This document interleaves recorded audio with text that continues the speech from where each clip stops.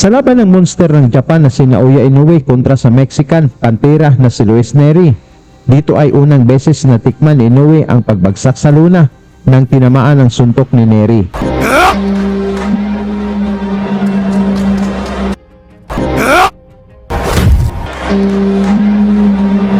Bagamat tinalo ni Inoue si Neri via knockout, nabuo pa rin sa isipan ng mga Pinoy boxing fans kung paano na lamang kung kamao ni Cuadro Alas ang tumama sa mukha ni Inoue. Some time here and make Casimero miss. Casimero needs to pick his punches and he can't find the clean shot. Kakayanin ba kaya nito ang suntok ni Casimero? Para magkaroon tayo ng mas malawak na ideya, pagsuntok ni Casimero ang tumama na walang sinasanto kahit pa isang undefeated champion pa mismo sa kanilang baluarte.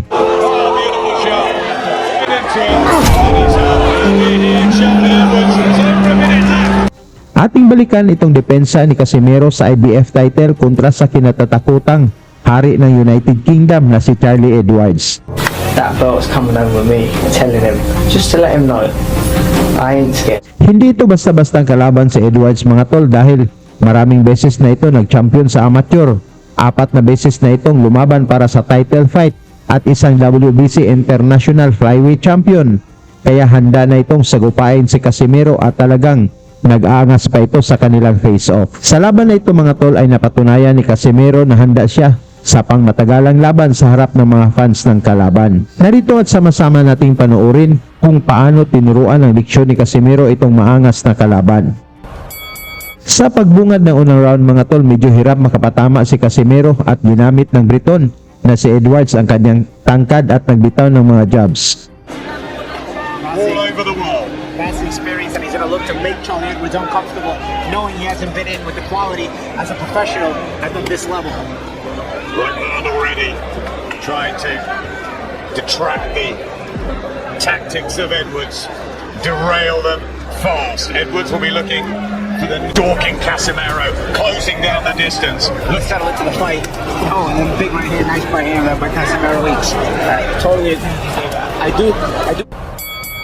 Sa round 2 mga tol, mabagal ang panimula ni Casimero na pinag-aralan muna paano pasukin ang depensa ni Edwards na tuloy sa pag-jabs. So sharp to implement the game plan, and it's going to be hard against this champion, former light flyweight king, now the IBF flyweight holder, Jean-Riel Casimero, in his 26th outing.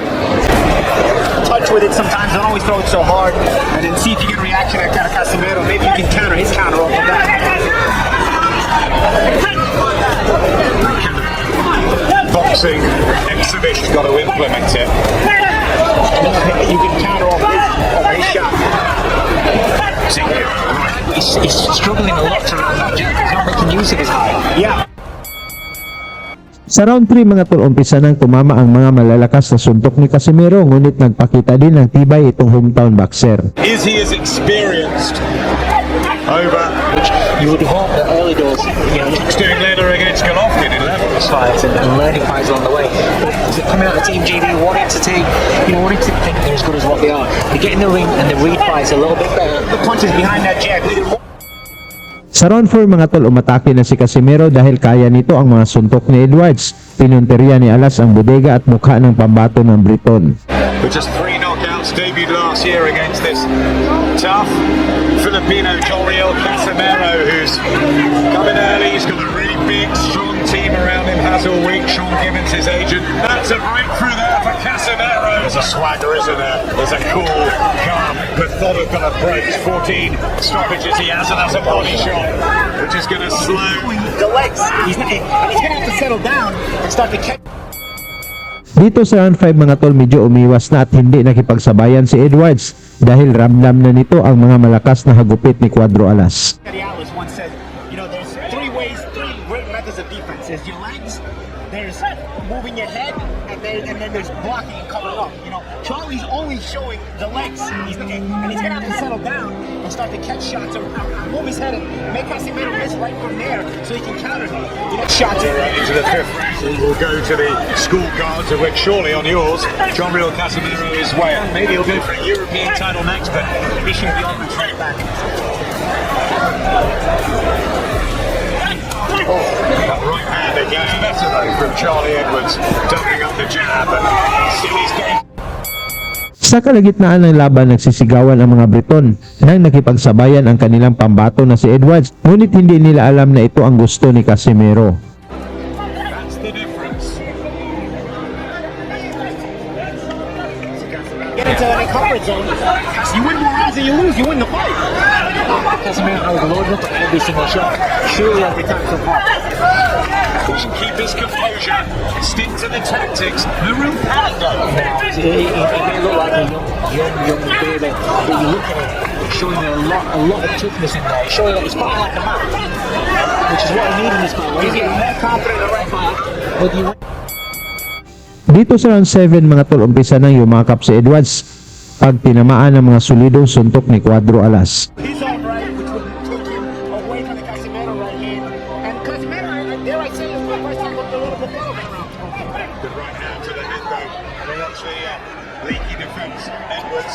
Charlie Edwards has to hold on and cling, and has he got the experience and knowledge and know how to do it? Face, palm facing the floor, open glove, but what happens? You'll catch the uppercut at least. Big hooks going in from Casemiro.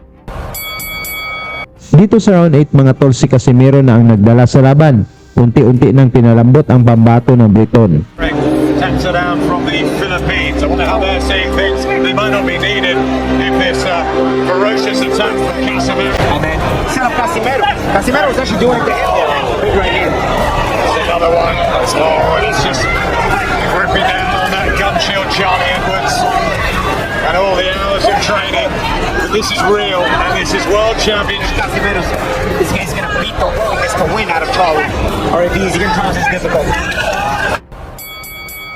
Nagpakawala pa rin ng mga jab sa Edwards dito sa round 9 mga tol upang kontrolin ang atake ni Cuadro Alas. Ngunit humanap lang ng magandang timing si Casimero kung paano tapusin ang laban. The top right here. So you're blocking with your left hand. Watch what the full point around. Everything, every moment of it. Better the instructions to Chad Brown.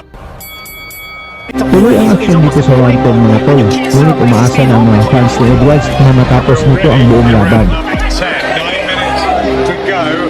Dave Woolley. He showed up. especially this weight class. You know, the guys that and when trying everything. Oh, Dave, you struggled when you were in that division.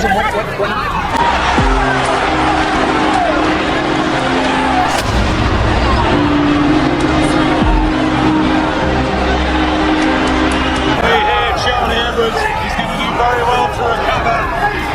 He's in a minute left. He's going to hold. Does he have the experience to hold? Can he recover from that? I don't think so. Steve Quay holds him. It is a... Mula sa solidong kaliwa ni Casimero, bagsak si Edwards. Pinilit man itong tumayo ngunit halatang hilo pa.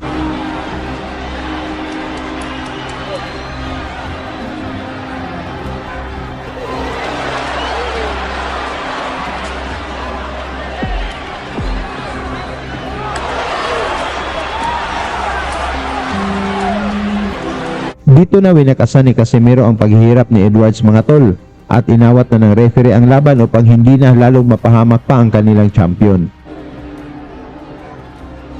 Suportahan na lang natin si Casimero mga tol sa kanyang laban kontra sa Mexican na si Saul Sanchez ngayong October 13, 2024 na gaganapin sa Japan. Lagi niyong sundan, huwag magpapahuli. Pag-usapan ni bakbakan, balita niya at laban. Mga Pinoy na di nagpapagapi. Salamat sa mga suporta na lagi nandyan.